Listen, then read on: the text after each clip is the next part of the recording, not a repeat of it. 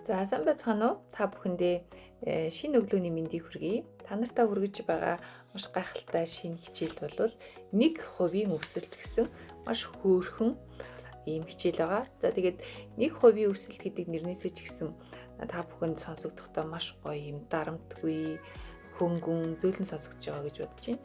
Тэгээ аливаа нэгэн өөрчлөлтийг хийхэд хүн зорилготой хүрэхэд бидний гаргадаг нэг юм нөхцөл болохоор хитрхи их шахах гад тэ өөрсдөө хитрхи их нөгөө эхэндээ хичээгээд дараа нь тэрнээсээ болоод хэдхэн хоногийн дараа шантардаг ч юм уу. Тиймэрхүү зүйлс тохиолддог. Тийм учраас тэрнээс сэргийлэх зорилгоор та нартай зориулаад 1% өсөлт гэсэн нэг юм хөөрхөн үр дүнтэй хичээлийг хүргэж өгч байна. За ингээд 1% өсөлт гэдэг бол юу вэ? Энэ бол товчхондоо өдөр болгон 1% өснө л гэсэн. Жишээ нь бүтэн жил 365 хоног бол та одоо 36 дахин өснө гэсэн үг байхгүй. Тэгэхээр өдөр болгон хичээнэ гэсэн баг багаар алхамаар хичээнэ. Хурдан явахтай болно ш тий. Гинт ихийг одоо хийхтэй болно. Хамгийн гол нь маш гоё тогтмол за өөртөө шахалтгүй за тэгсэн мөртлөө үр дүнтэй тэгээд өөртөө бас урамтай ингэж урагшлахын тухай бид нар 1% өсөлт гэдэг зүйлийг яриад байгаа юм аа. За тэгээд энэ аливаа нэгэн одоо амжилт гэдэг юм уу эсвэл үр дүн гэдэг ч юм уу тийм ингээд өөрөөр ч гэсэн хараад тахаар хамгийн чухал зүйл нь маш юм жижигхэн алхмаас л эхэлж идэг. Хүний амжилт гэдэг үр дүн гэдэг маш их жижигхэн одоо алхмаас эхэлж идэг тийм үү? Нэг зарим хүмүүс боддоо шүү тий. Ингээд үг цэжлээд тахаар яг ямар ашигтай. Би ч гэсэн ингээд өөрийнхөө амьдралаас ингээд харахаар анх ингээд 10 жил байхдаа англи хэлээ сайжруулахын тулд үгийг маш их цэжлэдэг гэсэн. Тухайн үед боддог гэсэн нэг үг цэжлээлээд ер нь миний амьдрал хэрэг болдог ч юм уу ч юм уу тийм. Үнэхээр болдгийм бэл. Тэгээд нэг үг ч гэсэн эрдэм мэдлэг гэж би хэлэх төртэй. Гадаад хэл сурж байгаа хүмүүст би тэгж урам өгөх төртэй. Тэгээд тухайн англи хэлний дөрвийн анги хэлэх гэж байна. Гэрээ та нар одоо хэлсэж амжаагүй бол хэлсээрээ. За тэгэхээр энэ жижигхэн нэг үг цээжлээд явсаар агаад гагун гадаад хэл сурдаг шүү дээ. Угаасаа хүн болгон тийм тийм. За тэгээд нэг одоо шинэ хөдөлгөөн сураад хүн бүжгэлж сурдаг. За 1000 төгрөг хадгалж сураад хүн ингээд маш их хэмжээний хадгаламжтай болдог тийм. Тэгэхээр энэ нэг гэдэг тоо гэдэг бол бас гайхамшиг юм байна. Энэ гайхамшиг бол маш энгийн ятлаа. Үнээр одоо бас агуу зүйл юм аа гэж тийм. Тэгээд ер нь ингээд хүмүүс яагаад шантардаг юм бэ гэхээр нэг 2-3 шалтгаан байгаа юм л та.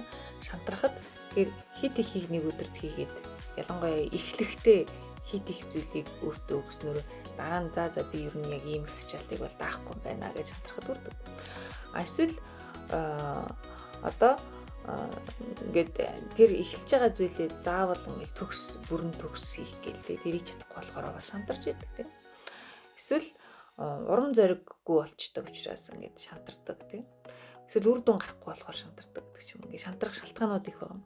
Тэгэхээр энэний бас шантарж байгаагийн гол ингээд шалтгаануудын нэг нь ерөөсөө өөрийгөө хит ачаалах. Өөртөө одоо урам зориг өгөхгүй байх, өөрийгөө голох энэ зүйлээс эхэлж. Тэгэхээр энэ бүгдээс гарахад энэ 1% өсөлт маш их хэрэг болно. Тэгэхээр бидний ураа бол юу байх ёстой гэхээр өдөрт би нэгийг л хий гэж. Нэг л үг цээжлэе. За тэр нэг гэдгийг одоо та нар магадгүй 2-3-аар орлуул. За өдөрт 3 шинэ үг цээжлэе. За эсвэл өдөрт одоо юу гэдэг юм 1000 төгрөг хадгалъя гэж түрүү ярьсан шүү дээ. За эсвэл өглөө 5 минут төвлөрч сууя. 10 хуудас ном уншия гэж юм маш гоё энгийн болгож өгөх хэрэгтэй гэсэн. За тэгээд энэ 1% өсөлтийн арга нь танд юу өгөх гээд байгаа вэ? Нэгдүгээр танд урам зориг өгөх гээд байгаа. Хоёрдугаар тогтмол дадлыг танд бий болгоход туслаад байгаа. Одоо habit гэдэг яриад байгаа тийм. За тэгээд гуравдугаарт нэг юм бол тархины ачааллыг багасгах гэдэг.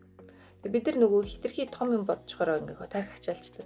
Нэгийг л хийн штэ. Нэг л өрөөгөө цэвэрлэн штэ гэдэг ингээд бодохоор эргээд нөгөө бид нэр өөрсдөө тэр тухайн нөхцөл байдлыг хүндэж хүлээж авах болж хэлдэг юм байна. Тэгээд өөртөө итгэл нэмэгддэг. Тэгээ яагаад өөртөө итгэл нэмдэд байгаа гэхээр өнөөдөр би нэг л аяг ус ууя гэдэг ч юм уу тийм.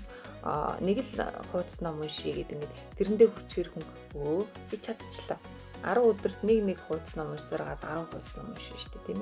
Тэгэхээр 100 хуудас номыг магадгүй дахиад би яг одоо 100 өдөрт ингээд уншаад дуусгах чинь гэсэн үг тийм. Эсвэл тэрийг нэг хуудас биш 10 хуудас 10 өдөрт би ном уншаад дуусгах чинь гэсэн үг тийм. Тэгэхээр энэ юу илэрхийлж нэг аль болох ингээд бага эвтэйхэн өөртөө одоо ийм энгийн санагдах тэр дуртай тоогоороо ингэж гоё энийг үргэлжлүүлэх хэрэгтэй. Тэгэхээр одоо би харин та нарт зориулаад нэг 10 гоё санаа өгөх гээд байгаа энэ хичээлийг үзснэх та нар маань яах вэ гэвэл тэгээд энэ 1% өсөлт гэдэг хичээлээр багш нь хийж өгч байгаа санаанууд байна л да.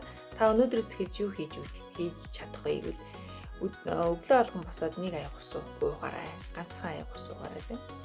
За өглөө алган 3 минутын амьсгалын дасгал хийгээрэй. Багш нь амьсгалын дасгалынх нь одоо тэр бичлэгийг оруулж өгнө. Яаж амьсгалын дасгал хийх вэ тийм. За 3 дугаарт нь өдөрт нэг удаа нуруугаа засаж суугаарай. Одоо жишээ нь би бас бүхтийх гэдэг л да байнга суусараа. Тэгэхээр тэрийг санах хэрэгтэй байна ш. За нэг удаа нуруугаа засаад ингээд зөв сууя. За өдөр алган нэг л удаа одоо нүүрэндээ маск тавиараа тэрэн сайндаа нэг 10-15 минут байдаг.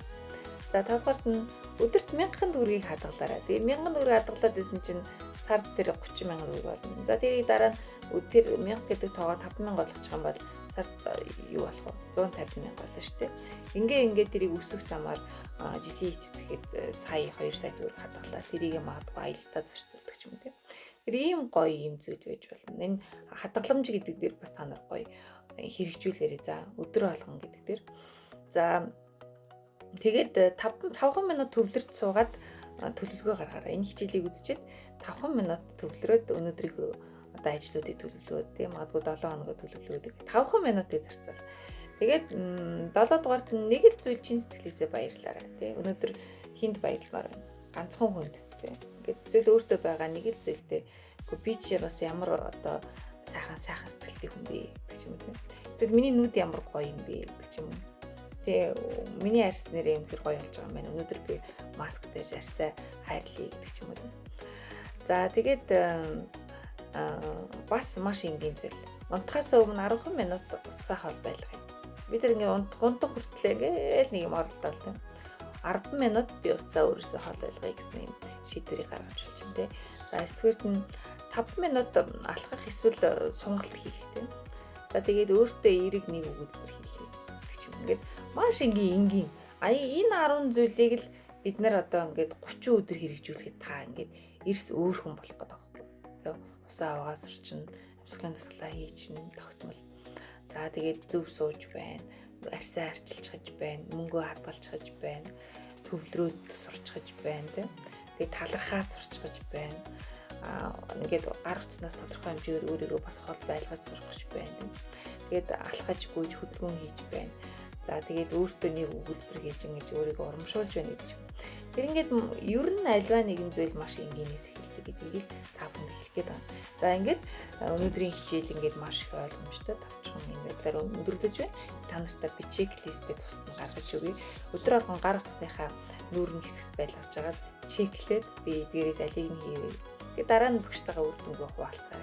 За ингээд өнөөдрийн хичээл өгөр өндөрлөж байна. Та нартай 1% өсөлтийг 100%, 1000% руу чиглүүлээсэй гэж урам зориг өгөөд өнөөдрийн хичээлийг өндөрлөж байна. Түр баяртай.